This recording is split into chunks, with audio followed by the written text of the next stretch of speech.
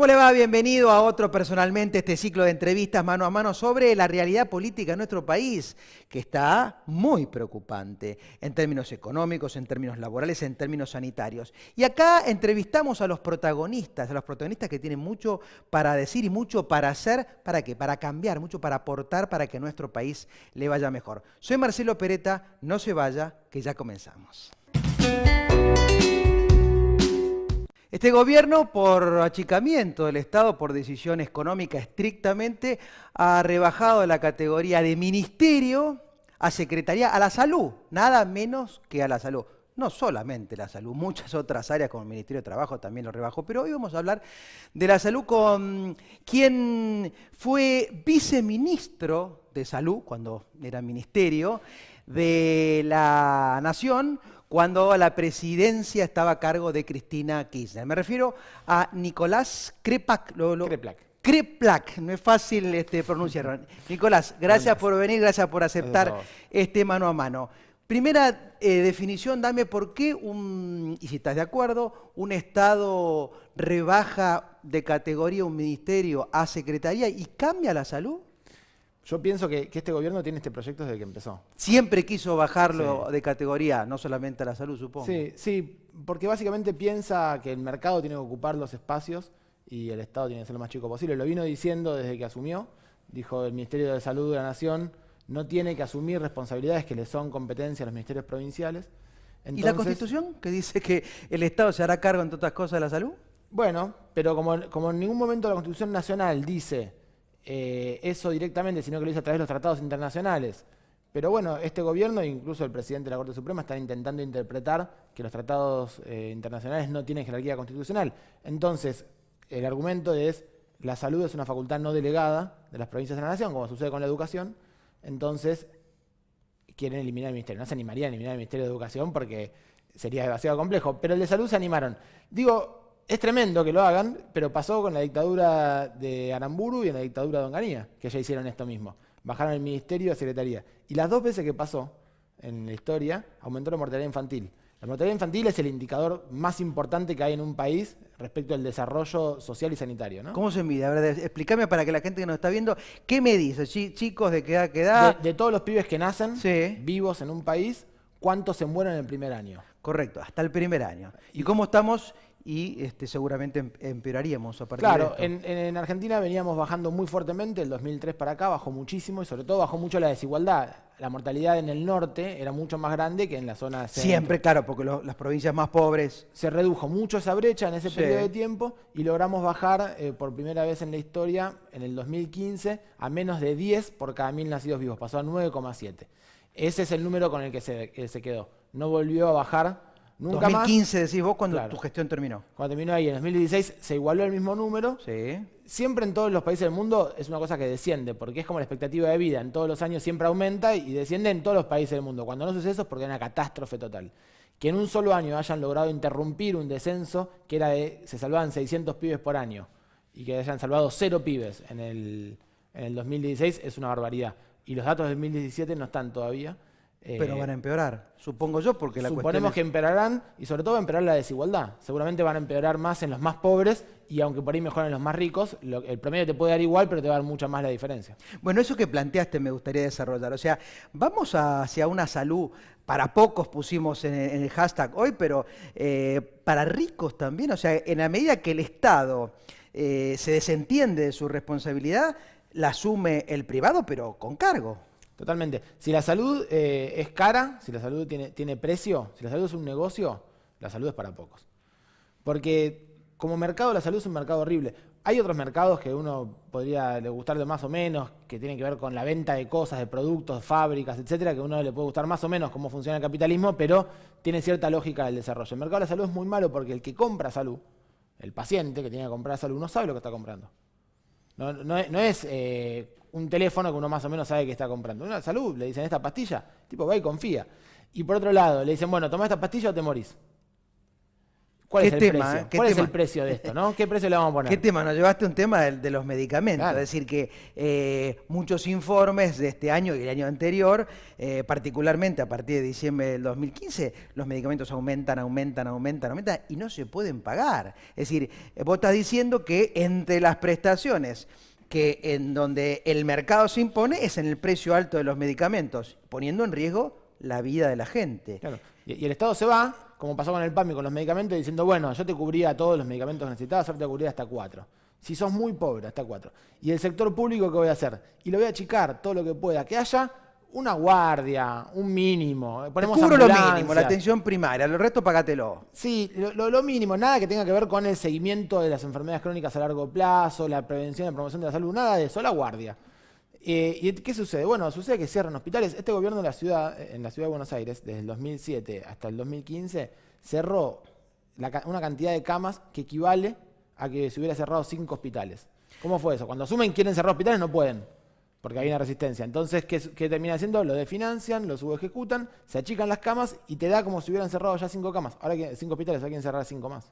Ellos dicen que no pueden lidiar con los gremios, no pueden lidiar con los profesionales o técnicos de la salud porque cobran y no van, porque no cumplen su función, que eso, por ejemplo en el Posadas, es una de las cosas principales que ellos explican y justifican por qué es inviable la salud pública. Vos que fuiste funcionario público, ¿lo ves así? Es una barbaridad. Hay hospitales como el Posadas especialmente, como el Posadas, el Cruz, el Garrahan, que son hospitales nacionales, que tienen además una identidad muy fuerte, una defensa, una camiseta de los trabajadores por el lugar muy grande. Quizás algún trabajador que en este periodo de su vida no cumple la totalidad de las horas, pero que por otro lado está el teléfono para que un residente lo llame a las 3 de la mañana y le consulte por un paciente, o que si tiene que cumplir las horas la cumple. Es otro problema que hay. En estos lugares uno tiene que trabajar en función de los objetivos que se producen, y no fue esa la razón por la cual se echó gente. Se echó gente para reducir la cantidad de prestaciones que el hospital produce porque cuesta plata. ¿Y qué le decís a la gente que tiene que llegar a la guardia a las 6 de la mañana y son las 8 y todavía no le dieron el turno o no lo atendieron? Y eso es lo que sucede. Cuando uno desfinancia el hospital, le saca los recursos a los hospitales. Los hospitales hacia adentro funcionan mal y el que está en la guardia tiene que sostener toda la demanda de la población que está en la puerta, y muchas veces además se pone difícil porque la gente está, desesperada buscando que la atiendan y la guardia está abarrotada. El hospital, por ejemplo, suele suceder en los hospitales de la Ciudad de Buenos Aires, no operan los quirófanos, están cerrados, no operan, entonces todo está en la guardia, todo se tiene que resolver por guardia y no se puede derivar para adentro. Los que están en la guardia no quieren hacer más guardia. Entonces hoy están faltando médicos en las guardias de casi todos los hospitales del país, porque uno que estudia y trabaja no tiene ganas de trabajar en esa situación, en esa condición donde uno no tiene un sistema que lo esté respaldando. Tiene que estar solo poniendo la cara ante una situación de muchísima dificultad, angustia, sin un sistema que lo acompañe. Entonces el que va a atenderse ahí tiene que esperar muchas horas y quizás se queja con el profesional que está trabajando. Pero ese que está trabajando es el único que está ocupándose de la salud de la gente. Hacia atrás, el resto del hospital está desfinanciado, está subejecutado, no tiene los servicios para poder internar pacientes, entonces termina explotando por el lugar donde tienen contacto con la gente. Dijiste algo que vale la pena hacer un punto y seguido. Subejecutado. Eso significa que hay presupuesto, pero no se lo ejecuta. O sea, no se implementan las partidas aprobadas por el Estado para pagar tal prestación, para comprar o para invertir en tal área. Eso pasa hoy. O sea, por un lado, no se da la salud necesaria, pero, digamos, no se aplica el presupuesto que está aprobado. ¿No es una contradicción esa? No, es un modus operandi, es un delito que tienen acostumbrados a hacer, que es, un año te dan un presupuesto, este gobierno lo hizo en la Ciudad de Buenos Aires y lo hacen Nación ahora. Te dan un presupuesto, subejecutan. Usan menos, entonces el año siguiente lo bajan. Y así vienen bajando el presupuesto. Es una estrategia para bajar el presupuesto, claro, los años venideros. Tenía 2,3% del presupuesto nacional, correspondía al Ministerio de Salud de la Nación, en el 2016, que es el presupuesto que dejamos nosotros cuando nos fuimos. Y ahora está en 1,88. Cada año le van bajando. Va bajando un poco, le va podando un poco. Y vos pensás que ese porcentaje, ese 0,4, es 10 hospitales Posadas, digamos, ¿no? Para que te des una idea, es mucho dinero lo que sucede. No me cabe ninguna duda. Ahora, lo que se ve en las provincias, el interior no tiene la posibilidad de viajar, indudablemente, Jujuy, Misiones, Chaco son provincias muy pobres, indudablemente la salud está más perjudicada o está peor atendida. Acá en la ciudad de Buenos Aires, ¿Vos ves que también hay déficit o esto es una élite? Es decir, estos 35 creo que son hospitales públicos más los centros de salud que dependen, digamos, del subsector público en la Ciudad de Buenos Aires, ¿tiene mejor atención que el resto del país? Bueno, acá hay 33 hospitales que son de primer nivel, donde se forman la enorme mayoría de los trabajadores del país. Incluso se concentra acá en la Ciudad de Buenos Aires mucha gente que se forma en el resto de esos lugares, viene a hacer la residencia acá y vuelve a trabajar al resto de lugares. Ahí tenés un diferencial tremendo. Vos yo trabajo en un hospital público de la ciudad y nos las pasamos todos trabajando años gratis, ahí hasta lograr tener que se abra una plaza para poder entrar a la residencia. Digamos, tenés toda una expectativa de que uno quiere trabajar en los hospitales de la ciudad porque tienen toda una historia, trayectoria, capacidad técnica, pero están tan desfinanciados, están tan destruidos. Cada cosa que se rompe es una cosa que se cierra. Se rompe un tomógrafo, puede estar 3-4 meses sin abrirse. Eso hace que la salud para la población no sea buena. A pesar de que uno tiene los mejores equipos técnicos para trabajar, que los mejores profesionales se forman acá y se siguen formando. Cada vez más se forman y se van a laburar al privado. Porque en el privado aparecen los recursos para laburar, pero con la capacidad formada en el sector público. La verdad que es una situación muy tremenda, mucha angustia, porque uno produce mucha inversión en capital humano que el Estado suelta para que se vaya a otros lugares. Y en el interior hubo todo un proceso de desarrollo de hospitales de alta complejidad que se hicieron en casi todo el país, en el NOA, en el NEA, pero bueno, tienen muchísimos años de diferencia, ¿no? De atraso. Yo creo que se ha equiparado mucho, por eso que te decía recién, la mortalidad infantil, por ejemplo, mejoró muchísimo en la zona del NOA, del NEA, en el periodo de los 12 años anteriores, que hizo que bueno, se desarrollaron hospitales especializados, se hizo de todo. Faltan 50 años más de desarrollo, ¿no? ¿A qué se debe la aparición de estas enfermedades que se parecían erradicadas? El caso de sífilis hubo, sarampión, estos rebrotes, estas muertes por el Streptococcus piógenes, ¿tiene que ver con esta desfinanciación del Estado o del sector salud que hablamos? Sí, hay casos que son más emblemáticos. La tuberculosis es un problema. Tuvimos 2 años diciendo faltan provisión de medicamentos para la tuberculosis, faltan provisión de reactivos, de métodos diagnósticos más adecuados, más modernos para poder hacer diagnóstico a tiempo. Primero dijimos eso, durante 2 años vino pasando eso y luego empezaron a aumentar los casos de tuberculosis. Tenemos un aumento en la transmisión de VIH también, pero también tenemos una caída de más de 30 millones de preservativos por año de lo que viene entregando el Estado Nacional. O sea, cada vez menos preservativos. ¿Dejaron de entregar preservativos? ¿Esta gestión dejó de entregar preservativos? Y entrega mucho menos que antes. Entrega del 2019, en el proyecto de presupuesto, tiene 25 millones de preservativos menos que en el 2018. Tiene que ver con esta pelea por el aborto legal, eso, y desentenderse de la educación sexual, o en el marco de toda la salud. Sí, es en el marco de la salud en general. Achican todo lo que pueden. Y en general achican todo lo que no genera resistencia. Lo achican mucho y lo que genera alguna resistencia se discute mano a mano. Pero bueno, si faltan preservativos, se distribuyeron pocos preservativos, que aumente la sífilis, es lógico. Pero vos sabés que aumenta la sífilis congénita. La sífilis es una enfermedad viejísima, bíblica, claro, que uno hace un diagnóstico con un análisis de sangre y le trata con penicilina, con una inyección de penicilina es el tratamiento. Es muy simple realmente. Y tenemos casos de sífilis congénita. Lo que quiere decir, Nicolás, que es fácil de diagnosticar y fácil de tratar. No deberíamos tenerla. Sin costo. No tiene ni costo ni nada. Porque tenemos casos de sífilis congénita. La sífilis congénita es que el nene cuando nace, de una madre que tenía sífilis, nace con muchas dificultades. Muchas veces con desarrollo que no va a poder solucionar, que no va a poder, digamos, una discapacidad muy grave en la vida. Es muy grave esto. Bueno, ¿por qué aparecen los casos de sífilis congénita? Porque no se hicieron controles de embarazo. La razón por la cual hay un niño que nace con sífilis es porque durante el embarazo nadie le pidió el análisis de sangre de la madre.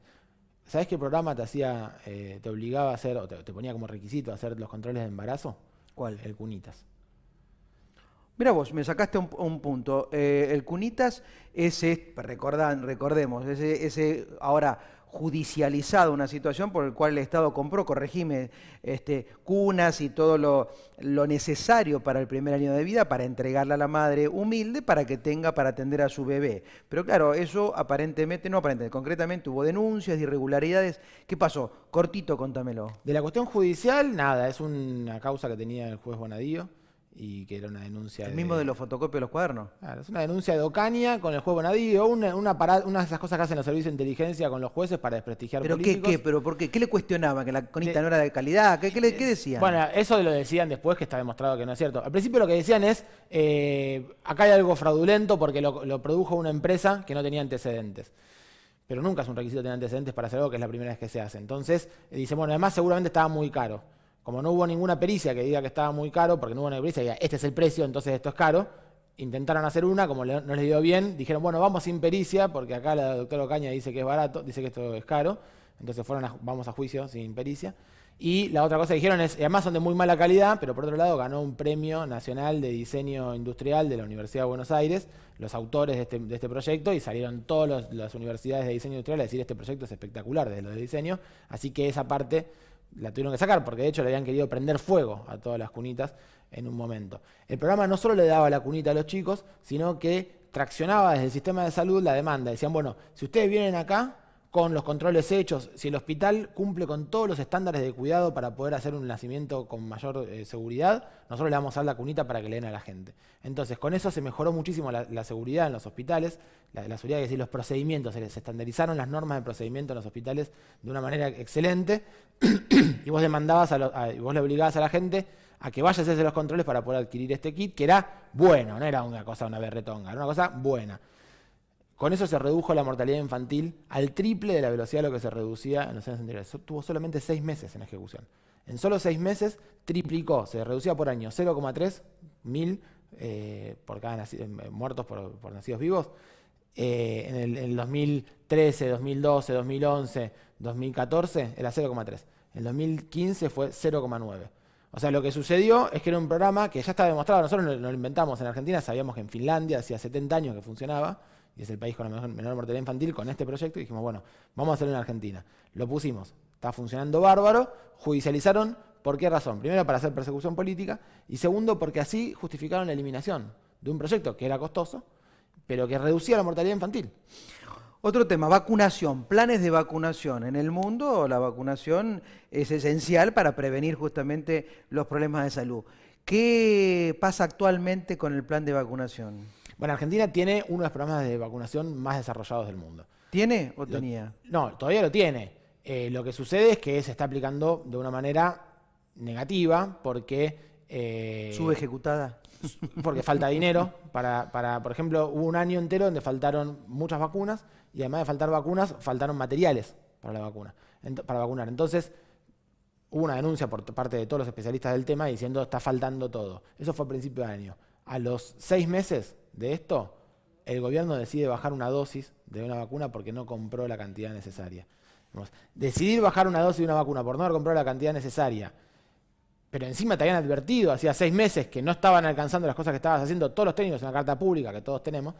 Digo, no es una casualidad, no es que no saben comprar o que tuvieron un problema administrativo. Decididamente están intentando achicar el gasto en un programa que sale mucha plata, que es el Programa Nacional de Vacunas. ¿Y qué pasa cuando la gente no recibe las vacunas que necesita? Con este caso, por ejemplo, que va a faltar la dosis de 11 años de meningitis, meningococo, lo que sucede es que los adolescentes van a tener la bacteria en su garganta y pueden contagiar a los niños chiquitos que todavía no pueden vacunarse y producir meningitis. La meningitis es una enfermedad poco frecuente, pero muy grave, con una muy alta tasa de mortalidad. Si vos no vacunás a toda la población, vacunar no sirve. Entonces no es que uno puede ir y vacunar a tu hijo en un centro de salud, porque las vacunas tienen un efecto rebaño. Nosotros nos vacunamos todos y la bacteria deja de estar en la garganta de todos. Es una cuestión social. Por eso la discusión de yo vacuno o no vacuno a mi hijo no solo tiene que ver con tu hijo, tiene que ver con vivimos en una sociedad. Entonces, vacunemos a los pibes para que ningún pibe se enferme y sobre todo los que menos hay que cuidar más son los que tienen más posibilidad de enfermarse, porque tienen alguna inmunodeficiencia, porque viven en una condición de hacinamiento, porque tienen peores cuestiones sociales de entorno. Todos los que están en mayor riesgo de enfermarse son los que más precisan de que el resto de la población esté vacunada y haya menos infecciones. HIV y hepatitis son enfermedades de alta complejidad, por supuesto que el Estado está obligado a cubrir, no sé en el caso de hepatitis C, pero sí en el caso de HIV, la totalidad de los controles, los estudios y los medicamentos. Recién vengo del Congreso de la Nación, una reunión que, digamos, se está debatiendo la posibilidad de hacerle juicio político al presidente, pero en el marco de eso me encuentro en la puerta encadenados, media docena, 6 pacientes con HIV. Dice que no están recibiendo todos los medicamentos. Algunos sí, me aclararon, algunos sí y otros no, y que ya les dijeron, digamos, en el lugar que les entregan los medicamentos, que no se compró para el año que viene, con lo cual temen que en enero nomás ya no tengan disponibilidad de medicamentos. ¿Qué conoces de esto? La verdad que es una situación tremenda. Viene pasando desde ya hace un tiempo largo, un par de años ya, que faltan algunas medicaciones, siempre hay problemas administrativos en la gestión. La población que vive con HIV está muy organizada en el mundo, tienen esta capacidad de rápidamente saber si están por faltar las medicaciones y actuar rápidamente, porque así han logrado hacer que en todos los países se les cubra la medicación gratuitamente, si no, se mueren. En el presupuesto para el año que viene hay un ajuste muy grande en el área de VIH, debido a la presión que hicieron las organizaciones. En el presupuesto que se plantea para el año que viene no hay tanta reducción en la cantidad de tratamientos, o sea, se plantea que podían quedar 15.000 personas sin tratamiento, eso significa 15.000 personas que no pueden vivir. Que se mueren. Bueno, aparentemente se logró revertir eso a expensas de reducir todas las demás cosas. Por ejemplo, la medicación para hepatitis C, por ejemplo, los test diagnósticos, por ejemplo, los estudios para ver la carga viral, que son los que uno necesita para saber cómo va el tratamiento para HIV. O sea, es una barbaridad, porque entonces uno le está dando la medicación a ciegas, pero no puede hacer el control. Para ver cómo la medicación es efectiva o inefectiva. Totalmente, reducir los preservativos, con lo cual va a haber más tasa de contagio. Es un programa entero que no se puede reducir. Y son apuestas que uno tiene que hacer a largo plazo. Si nosotros queremos reducir el programa, tenemos que reducir la enfermedad.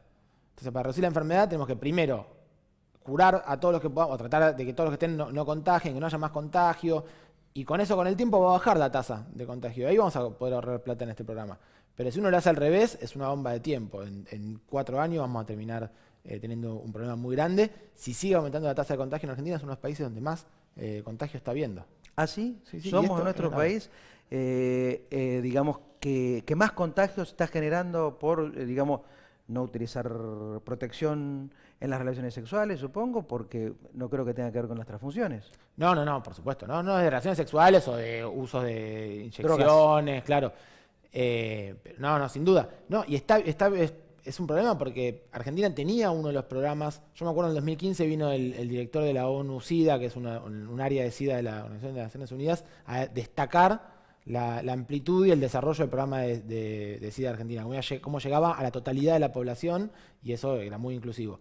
Y ahora estamos en esta situación. Entonces, bueno, es indispensable que los compañeros y las personas que viven con VIH salgan a reclamar, hagan visible su reclamo, porque si no, van a cortar ahí, y esto está jugando con la vida de muchos argentinos. Qué tema, ¿no? Siempre hay que luchar y quejarse para lograr alguna mejora o no perder algún derecho, porque si no, se pierde. ¿Cuál es tu especialidad? ¿Vos sos médico? Yo soy médico ¿Y clínico. qué especialidad? Clínico. Yo trabajo de clínico y soy sanitarista también, o sea, médico de la salud pública. De cara a la salud pública. Y te estás preparando, supongo, para el caso de que este gobierno cambie el año que viene, digamos, tengas la chance de ejercer en la función pública algún cargo. Sí, ¿Te seguramente. gusta eso? Sí, me encanta. ¿Querés volver a la función pública? Sí, me encantaría. Y además somos muchísimos. Eso es lo más importante. Porque no depende de que venga uno que sepa. ¿Cuántos años tenés vos? 37. O sea, muchísimos jóvenes, decís vos, formados así, preparados para la función pública, Jóvenes y en grandes. sanidad. Jóvenes y grandes. Jóvenes y más grandes. Sí, desde el ex ministro Goyán. Claro, Daniel Goyán, sí. Para hasta nosotros, digamos, somos todo un grupo muy Vos sos grande. el equipo de él, de Daniel. Sí, somos un equipo muy grande de mucha gente preparándonos para esto, digamos, ¿no? La última, Nicolás, ¿qué pasa el jueves que esta movilización, esta marcha en defensa de la salud pública? Contale a la Cámara e invítalos. Bueno, lo que estábamos diciendo recién, básicamente, si uno no pelea por los derechos, es muy difícil que con este gobierno se puedan consagrar los derechos. Y la verdad que en salud hay un problema muy grande porque a veces el enfermo es el que tiene que ir a reclamar por sus derechos y está en una dificultad, en unas condiciones peores. Así que el jueves a las 13 horas nos vamos a encontrar en lo que era el Ministerio de Salud de la Nación, nosotros todavía le seguimos diciendo el Ministerio de Salud de la Nación, en Belgrano y 9 de Julio, en el histórico edificio de Evita, y concentraremos a las 13 horas ahí y marcharemos hasta la Plaza de Mayo para tratar de transmitirle al gobierno y a la población en general que no puede ser que el ajuste que el FMI está planteando y que este gobierno quiere hacer sea por la vía de la salud. Nicolás, Muchas te gracias. agradezco, Nicolás Kriplak, ahora sí lo dije bien, un funcionario público de salud, un joven, 37 años, preparado para ejercer una función en defensa de la salud, que es tan esencial y que es un derecho constitucional. En 7 días nos reencontramos.